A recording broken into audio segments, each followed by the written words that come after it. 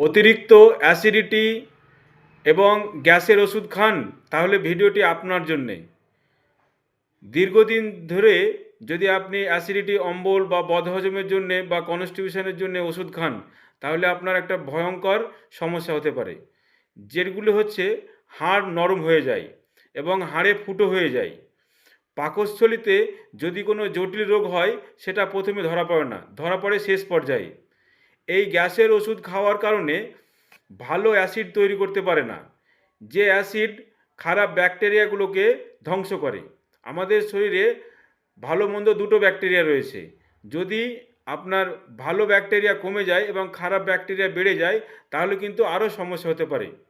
কি কি হতে পারে? আপনার কনস্টিপেশন হতে পারে, কিডনির ওপরে চাপ পড়তে পারে আপনার, ভিটামিন B12 এবং ক্যালসিয়াম শোষিত হয়, মানে আপনি যে ভিটামিনগুলো খাচ্ছেন সেগুলো ওই অ্যান্টাসিডেই আপনার শোষণ করে নেবে। আসল রোগ ঢেকে রাখে সবসময়, ওষুধের উপর সবসময় নির্ভর হতে হয়। এবং এই অ্যান্টাসিড বাদ দিয়ে প্রাকৃতিক ওষুধ, আয়ুর্বেদিক এবং ঘরোয়া টোটকা এগুলো ব্যবহার করুন। যখনই কোনো ওষুধের প্রয়োজন হবে, ডাক্তারের পরামর্শ ছাড়া ওষুধ ব্যবহার করবেন না। আমার এই ভিডিও যদি ভালো লেগে থাকে, তাহলে পেজটি ফলো করুন এবং অন্য মানুষদের জানার জন্য পেজটি শেয়ার করুন এবং লাইক দিয়ে সঙ্গে থাকুন।